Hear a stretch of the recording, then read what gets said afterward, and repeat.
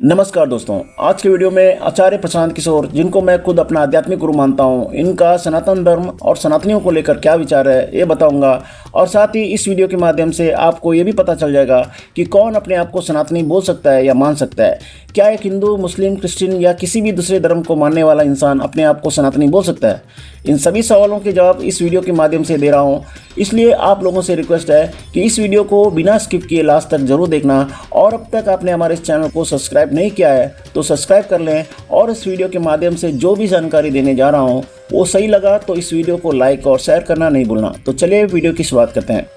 दोस्तों, आचार्य प्रशांत जी के अनुसार आज हमारे देश में कुल 1000 सनातनी होना भी मुश्किल है, क्योंकि सनातनी होना कोई हल्की फुल्की बात नहीं है।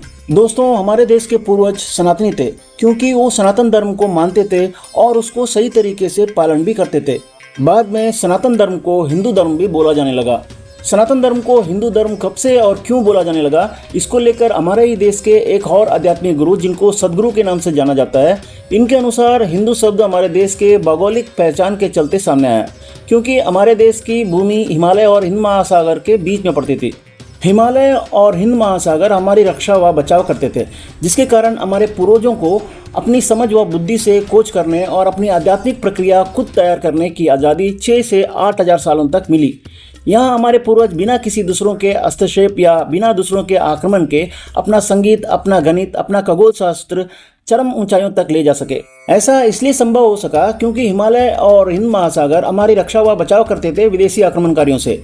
इसलिए हमारे देश के लोग अपनी इन दोनों भौगोलिक पहचानों के प्रति गहन सम्मान की वजह से खुद को हिंदू कहने लगे। जब कुछ लोग बाहर से आए तो ये लोग हमारी संस्कृति को हिंदुत्व का नाम दिया। उससे पहले तक हमारे देश में हिंदुत्व जैसी कोई चीज़ नहीं थी। दोस्तों, यहाँ तक तो ठीक था कि सनातन धर्म को मानने वाले अपने आप को कभी सनातनी भी बोल लेते थे और कभी हिंदू भी बोल लेते थे। दोनों में कोई फर्क नहीं था। लेकिन हमारे पूर्वजों ने जिस सनातन धर्म को हमारे लिए छोड़कर गए थे, उसको आगे ले जाने की जिम्मेदारी जिन उत्तराधिकारियों को मिला वो नाकाबिल साबित हुए। इसलिए हमारे ही कुछ लोगों ने अपने निजी स्वार्थ के लिए सनातन धर्म के साथ रूढ़िवादी विचारधारा, परंपराएं, कहानियां, जातिवाद, अंधविश्वास, कर्मकांड को जोड़ दिया, जिसका वास्तविक सनातन धर्म से कोई लेना देना नहीं था। लेकिन इसी को वास्तविक सनातन धर्म मानकर लोग इसका पालन करने लगे और समाज ऊंची जाति छोटी जाति के नाम पर कई हिस्सों में बंट गया। और जो अपने आप को ऊंची जाति मानते थे वे अपने ही समाज के लोगों पर अत्याचार करने लगे, जिससे भारत कमजोर हो गया। इसलिए जब भारत पर मुगलों ने आक्रमण किया तब भारत में नामात्र के वास्तविक सनातनी रह गए। इसलिए हम भारतीयों को पहले मुगलों ने फिर अंग्रेजों ने बड़ी आसानी से गुलाम बना दिया।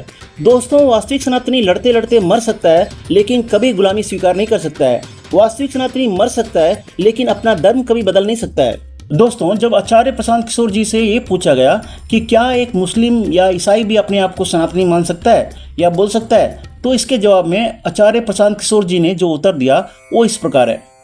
एक इंसान इस्लाम को मानता हो, ईसाई धर्म को मानता हो या किसी और धर्म को मानता हो, अगर उसे अपने आप को सनातनी मानना है या बोलना है तो उसे सच्चे तौर पर धार्मिक होना होगा। मतलब अगर कोई पूछता है कि क्या हर वो आम इंसान जो अपने आप को मुस्लिम मानता है या ईसाई मानता है अपने आप को सनातनी मान सकता है, तो जवाब होगा बिल्कुल नहीं। क्योंकि सनातनी होने के लिए आपको एक शिखर पर होना पड़ता है। शिखर वो जगह है जहाँ पर आकर के सभी राहें मिल जाती है। किसी पर्वत पर चढ़ने के लिए बहुत सारे रास्ते हो सकते हैं, सनातनी होने के लिए शिखर पर होना पड़ता है। सनातनी होना कोई हल्की फुल्की बात नहीं है। सनातनी होने का मतलब है कि धर्म के जितने भी निम्नतर आयाम थे उसे आपने त्याग दिए। अब आपको सिर्फ उससे मतलब है जो सनातन है। वो सब कुछ जो कालबद्ध था, वो सब जो परिस्थिति और स्थानबद्ध था, आपने छोड़ दिया।